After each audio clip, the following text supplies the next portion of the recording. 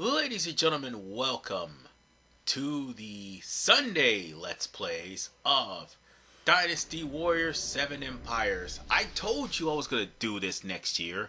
Who would have thought it'd be the beginning of next year?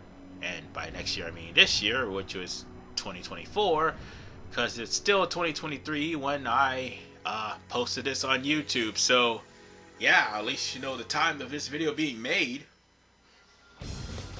Whatever the case, while Mega Man ZX may or may not still be going on, one thing is perfectly clear: we can finally put an end to the Dynasty Warriors numbered franchise once and for all, because this game has eluded me for, well, ever since it first was released on PS3, and now that I've got it on PS Plus, it only took me at least 2 days to beat it.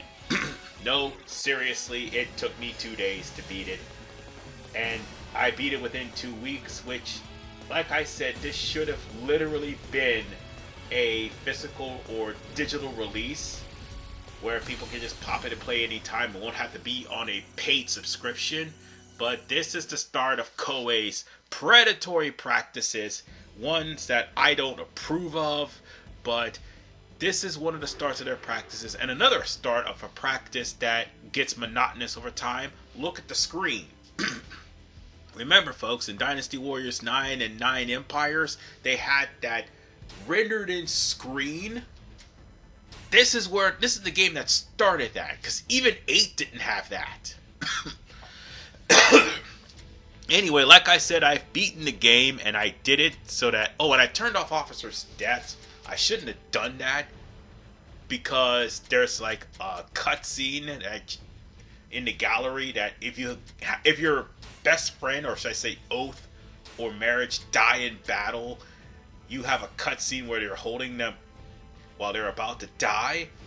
But my characters don't die, and the reason why I turned this on easy is a real simple thing. Difficulty does not matter in this game, because it doesn't actually affect how you level up. What it does, however, is make it to where the enemies will actually counter, but that's not even an issue anymore. It's Dynasty Warriors 7.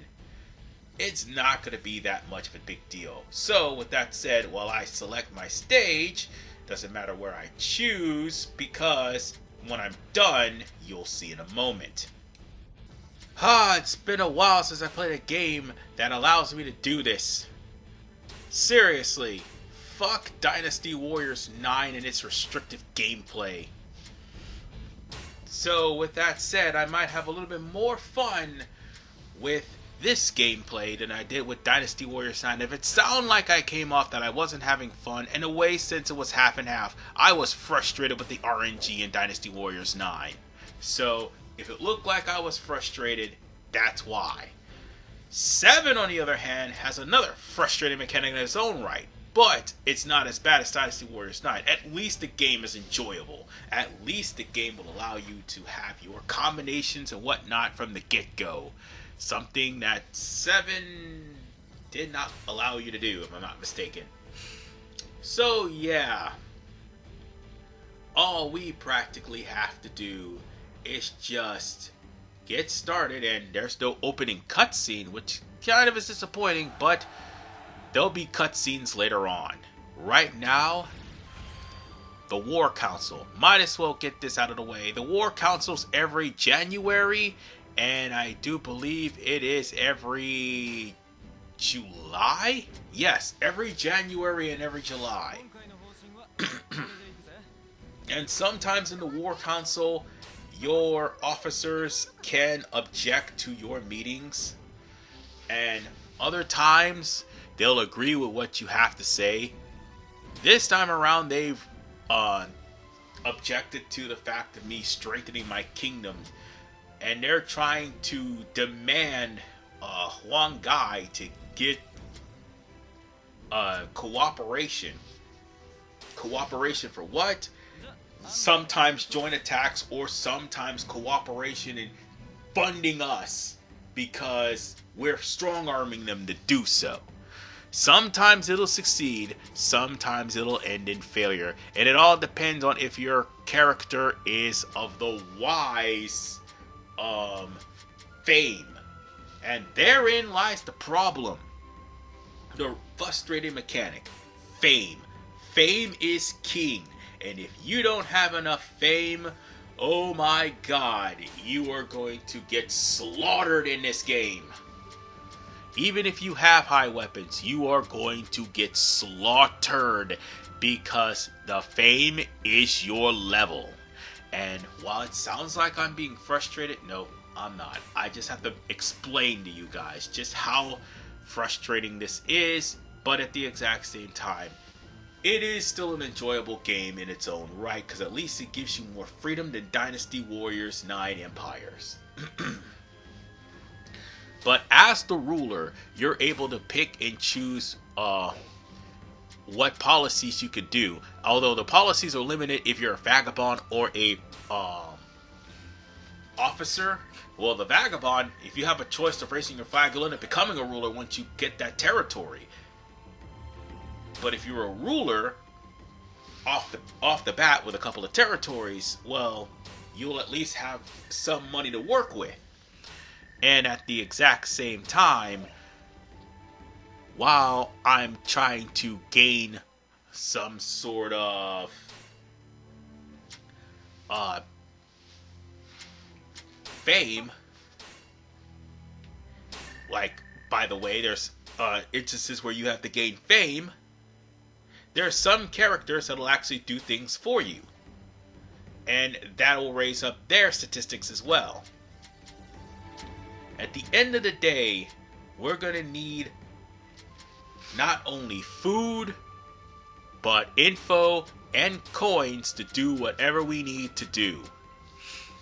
And supporters will definitely help with some of that, as well as taxes and also investing.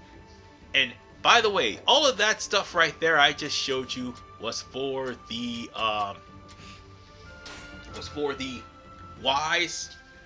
While you can end up turning characters you don't like against you, you can also at the same exact time try to curry favor with certain characters and things of that nature. Or use your wisdom to alienate other people's land. I mean, yeah, it'll make you evil, but it'll also make you wise as well. So, I can now get some free officers in, and I think that's Sumsa. Yep, that is Sumsa. I already got Sumashur. So, we've got 2 free officers, and unlike Dynasty Warriors 6 Empires, well, from 4 Empires all the way to 6 Empires, you're not relegated to generic officers having to be lieutenants and Musou officers being, and also creative characters being generals. No, they could be lieutenants and generals in this game no matter what. And we are being attacked right now, so yeah, this is gonna be, well, this is gonna be something, because this is the first attack that has happened, and we are definitely strongly outnumbered. Oh, right. And here's another frustrating thing about this game. Your stratagem is based on your fame. And the higher your fame is, the more stratagems will be available to you. The problem is,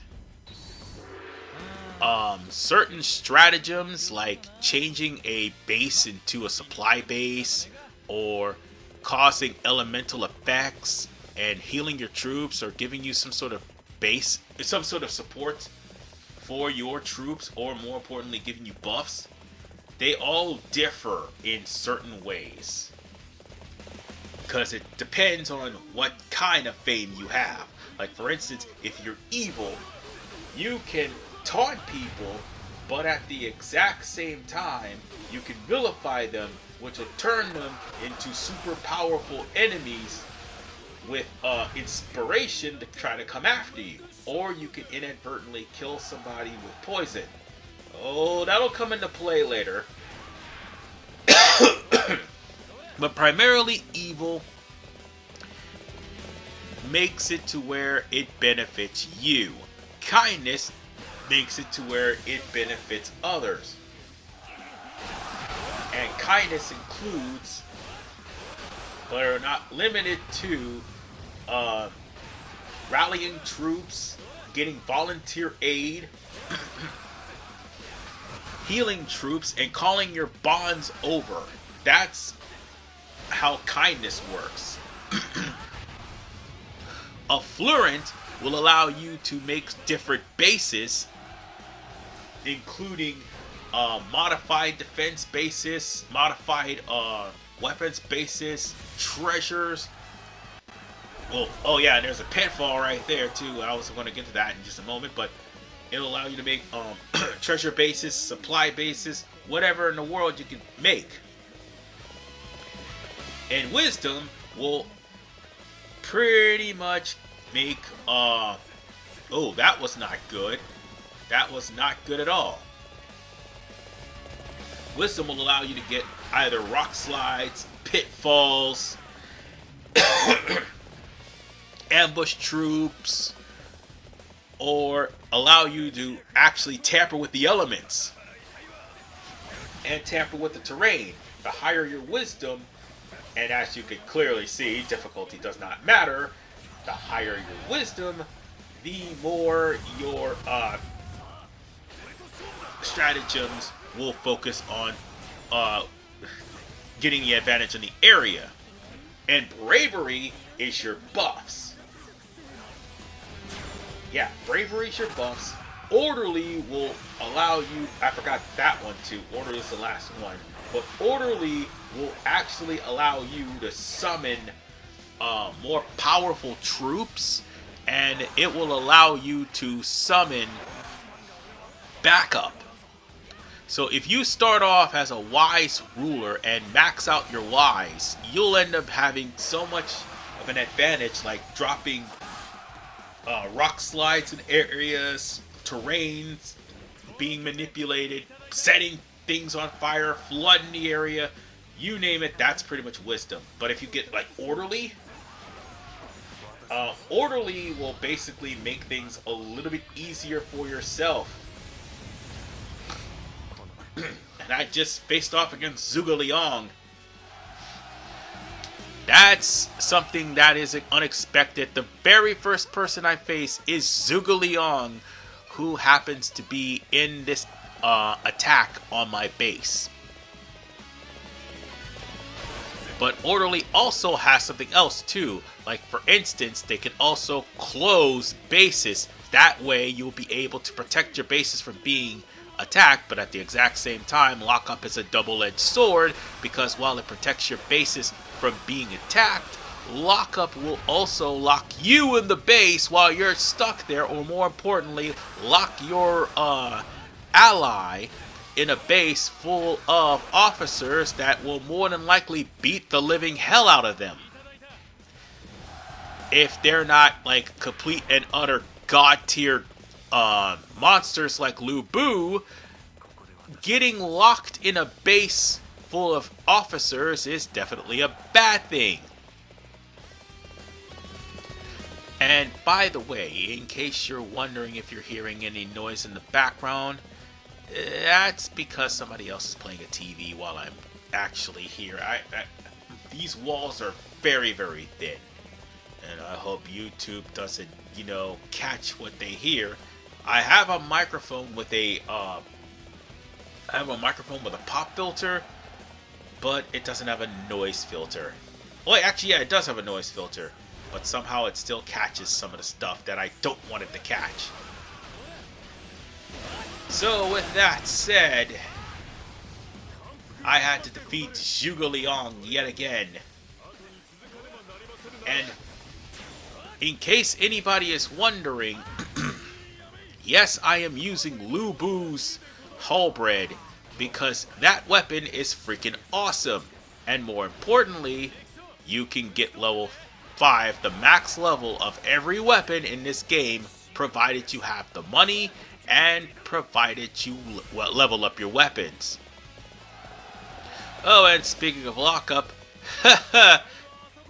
folks, That is exactly what I was trying to tell you about. Lockup. Because so long as lockup is being used, you're going to be trapped in there. And somebody is trapped in there too. And that's, by the way, sometimes bases are the only way to get to certain areas. And if they're locked up, you can't get in. Oh, right, I also forgot. Sometimes reinforcements do not show up for you unless you actually coerce somebody to be reinforcements for you.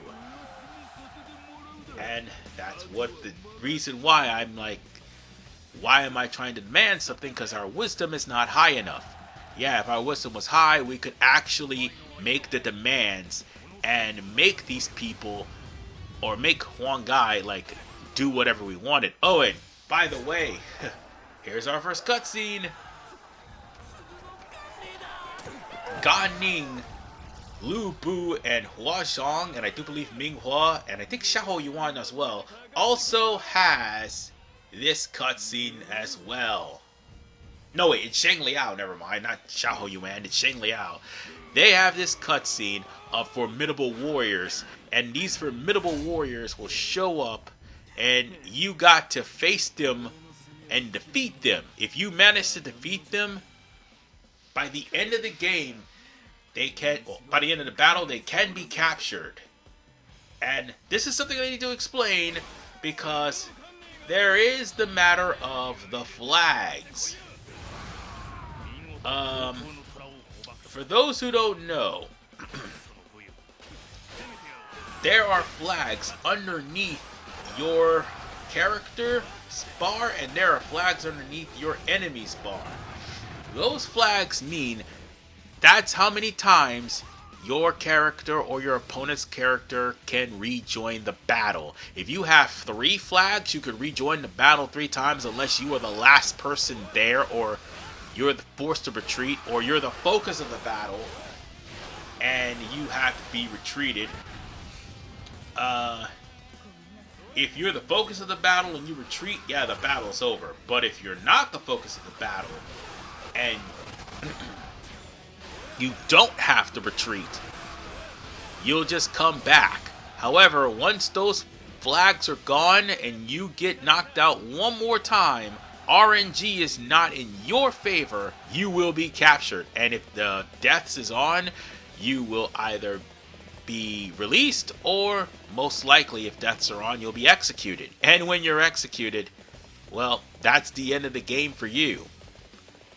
The game will only end if you, 1, take 600 turns, 50 years, to conquer the entirety of China. 2, you don't conquer anything around that time. And 3, you get captured and executed. Once you're executed, it's over. Oh yeah, and by the way, there's one more thing. You can also die in battle as well. And also you can die of illness, if I'm not mistaken. Yeah, you can die of illness. It sucks, but yeah, you can die of illness. So, on that note, that's why I'm telling you all in this defense. So, if Gan Ning comes back and I do beat him this time, I'll actually have him captured onto my force. And I managed to make it to the main camp. The main camp is pretty much like Dynasty Warriors 6's main camp, to where if you drop the main camp's numbers down to 150, the boss will show up, or I should say the commander will show up, and if you either A, capture everybody in the base around the commander, or B, defeat the commander himself, you pretty much won the battle. Likewise, since it's you. So, with that said, it's time for us to go back into the main camp of the enemy, because we've pretty much won this battle. I mean, I don't want to show off a defense, but this was something that happened, because again, the RNG is something else. But at the exact same Oh, y'all just saw that frame rate drop. That wasn't frame rate drop, that was a Wi-Fi drop. And, oh my god. My guys captured the base. Well, can't capture Gan Ning, so screw it. However, we can't go into battle right now because we lost a lot of troops. And yeah, that's the same Li Dian I get a character model in 8. So now we can capture Sun Jian, and there's that. At least there's no change in the entirety of the territory change. And you know, I really should change the area that I'm in. However, we got some new stratagems. That's great. And Gas 50 Wise will be something we can do. Because we don't need any more kindness right now. Oh, right. Injuries. Here's the thing. Injuries will hamper an enemy. You send out an injured officer, that's the dumbest thing you could ever do, because the officer will be at half strength, and they could either be prone to being captured, or if officer death is on and you run into an injured officer and you strike him down, that officer's dead. Plain and simple. They're not coming back. So, with that said, the war console has commenced and I don't have to worry about an objective because I am a ruler, not an officer. If I was a ruler, I'd have to worry about certain objectives given to me. So, with that said, I just need to invest and increase my affluent. And we're just gonna let them fight it out and bicker amongst themselves. Also, training is definitely something that needs to help because that will also boost up all of your allies as well. Oh, don't worry, we will conquer this. I think we have about, I say, 9 or 10 parts. No, actually 12 parts of this game. So it's going to be a really short game.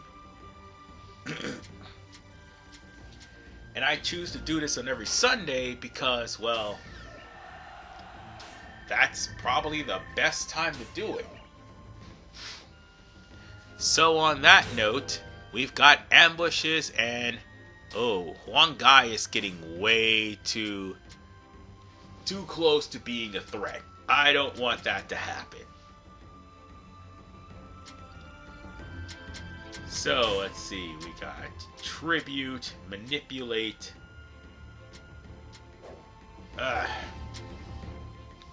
So much we can do. But I want to warn all of you right now, if you do try to make an attack and you end up getting captured, that's the end of your, oh, we got GSU, nice. But anyway, that's the end of your Empire's mode. Because you get captured, you're going to end up being executed due to the way the computer works. Sometimes you'll be captured and turn into a ruler. But if you're turning, or it's not a ruler, but actually a officer. And all of your lads that you captured will end up going to the enemy. It's not the end so long as you're not killed. That's something that needs to be bared repeating. And what's going on now? Oh, come on. Why are we going to ban... Well, no, we're not going to demand shit. Oh, right. Also forgot. If you actually save allies in battle, interact with them, or accept their policy changes, you're going to increase the compatibility with them from D to A. And once the compatibility is reached from D to A, or D to S, you can actually either marry a member of the opposite sex or oath not only one member of the opposite sex, but two other guys. You could oath up to 3 people, but you could only marry one person. That's as much as this game would allow. Anyway, I'll be right back because I think things are getting way too loud. Okay, the noise has died down, so now I can actually get this part done in peace. I had to wait a couple of days or two before the noise finally finished. Anyway, the Smug Prick and Huazhong are actually allied with themselves now. It doesn't matter because at the end of the day, I'm going to get enough training and weaponry to go after these punks. And because we're at level 2, everybody else is at a higher level than I am. See what I mean by difficulty doesn't matter? See, if I was an officer, I'd take my time and be able to level up my weapons. But since I'm a ruler, that's not going to be the case. Things are a lot more stricter. I gotta go out and get myself a brand new weapon. Nope. I want to change my secondary weapon to a cutlass and my first weapon to a halberd. So with that said, let's see. I'll just have to pick some supporters in order for me to... Or actually, let's invest. Yeah, let's invest more. So that way we could get some better bases to work with. Because eventually we're going to have to move in and start taking care of business. And the thing is, in this game, even if you take lands, or more importantly, even if lands are being taken from you, if you're captured, your officers can claim independence. They don't outright be captured. Or if you're executed, well, actually you're executed, the game's over, but people can actually claim independence if you lose the land. Or, for the most part, they could take the land from you. But we're not going to have that happen because the more we defeat these guys in defenses, which is why I'm going to probably cut off as little defenses as humanly possible. But if we actually do defenses and use stratagems, it will power up some of the fame for those traits. So doing defenses actually do help, and doing skirmishes help too. Because it'll not only injure the officers that are trying to attack you like defenses will, but at the exact same time, if you go after them when they're injured and you have the upper hand, it's going to be an easy battle, even on the hardest difficulty. So yeah, do skirmishes, get strong, power up certain traits, so that way if you have all of them at level 99, well, at level 9 actually, that is the highest level for all your traits, and your training overall actually, yeah, level 9 is the highest, so once you're at level 9, difficulty does not freaking matter anymore. You can just simply run through everyone. It doesn't matter. But I will have to warn you though, just like you can get up to level 9, so too can the computer. Which makes having difficulty just absolutely pointless. And I got myself, well, I had that guy caught in the corner. And as you can see, there's only one flag. So that means I only have 2 times to actually fall. If I fall more than twice, I'm captured. Where that one guy had only 1 flag. Oh, right. And in this game, since there are how should I put this? Since we no longer can be connected online, since this is basically PS Plus Premium, there are random edit characters like a Dynasty Warriors 8 Empires that will show up, random generated edit characters that will show up that will be used for your army.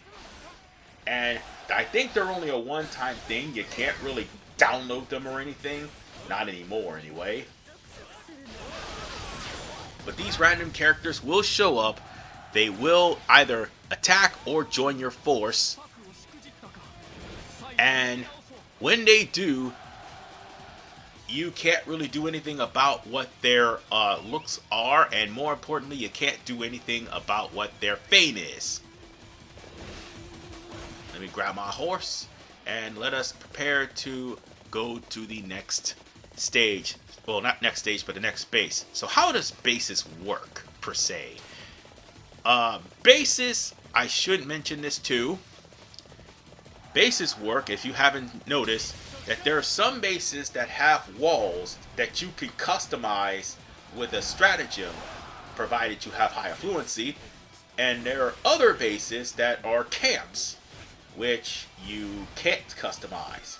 Those camps will have sometimes a smaller base requirement than the actual bases themselves. Meanwhile, the modified bases will have a larger base defense count.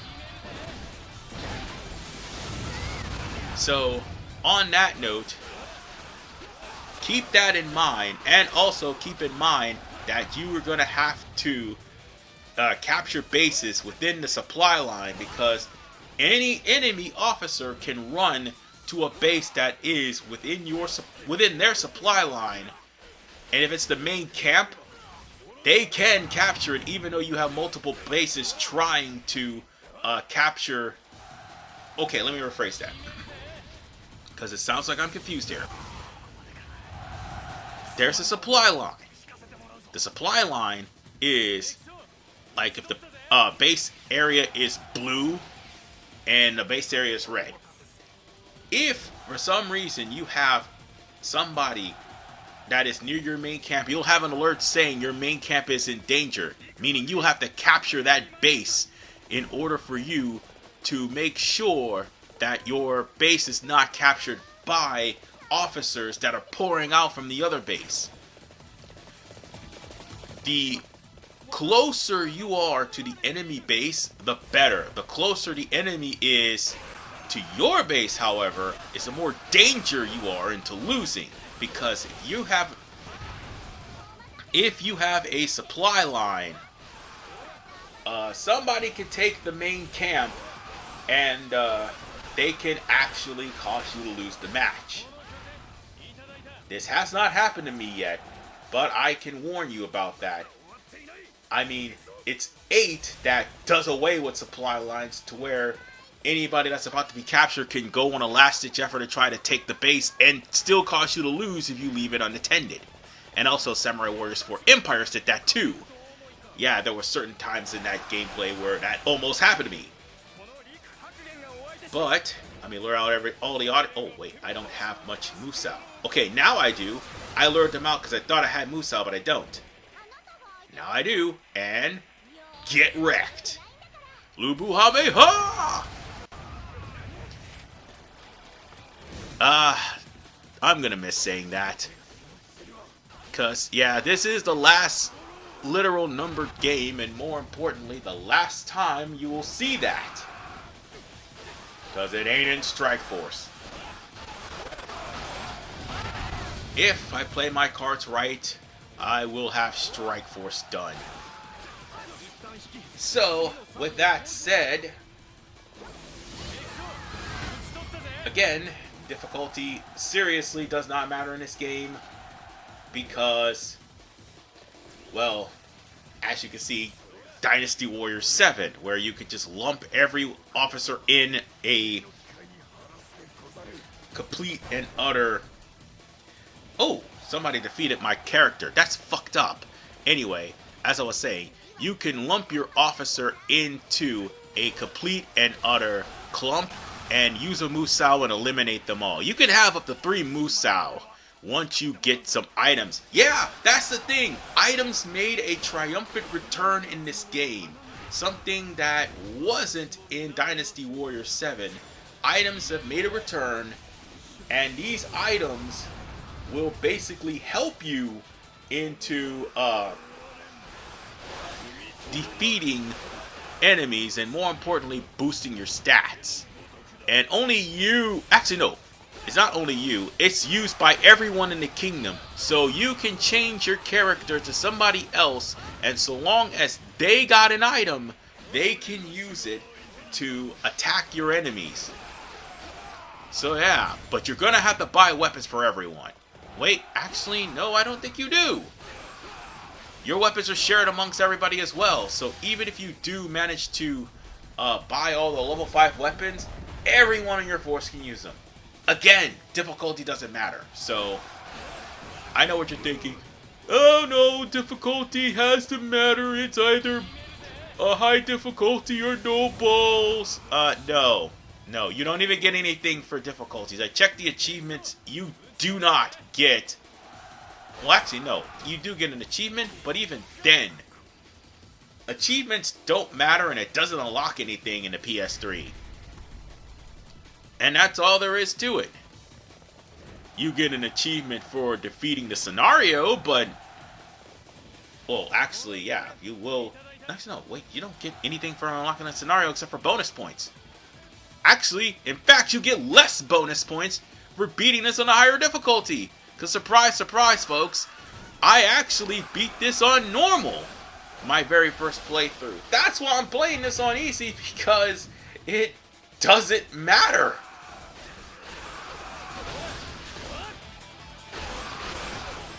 So, on that note, I'm just taking care of business and taking care of all these enemies here. And we've got only a few more people left. I mean, one of my guys got defeated. Here's the thing. That'll lower their likability towards me, but if I manage to save them, they actually would have got a raise in likability. Or if you take people along with you and they survive the battle, they'll start growing on you. Make sure you mix and match, or sometimes you interact. But also raise your affluent high, so that way you can get Grand Banquet. That's probably my best bet. I put an ambush there just so that anybody tries to take this base, they'll be ambushed. But it doesn't matter, because my boys took the base.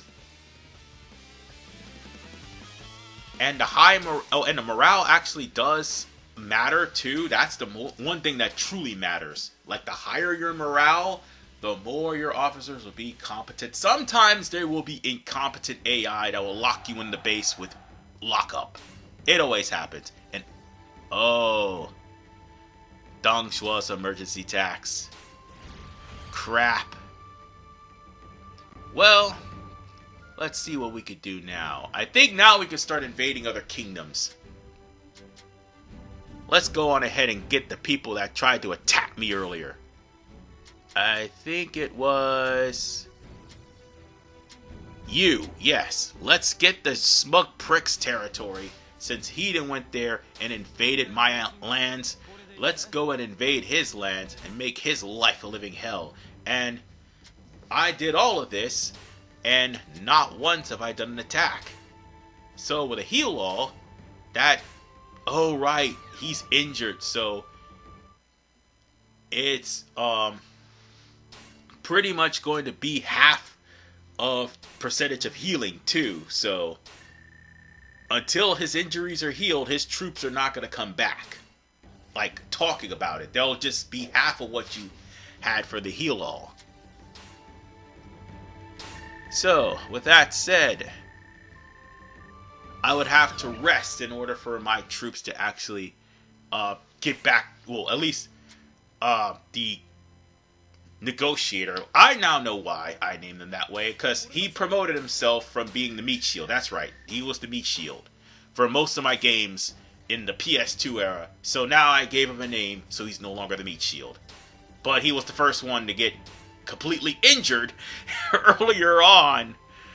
Oh well. But nonetheless, ladies and gentlemen, I'll see you all in the next episode. I know that may look a little bit boring to you all, but we will actually go after Zhang-He, the smug prick, in the next part. This is RVman985.